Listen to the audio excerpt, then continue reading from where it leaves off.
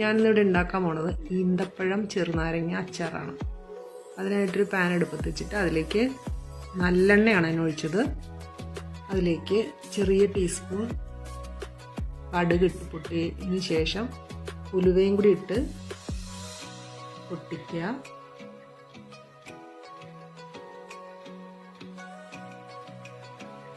നല്ലോണം പൊട്ടിത്തെറിക്കണം, മേത്തേക്ക് ആവരുത്.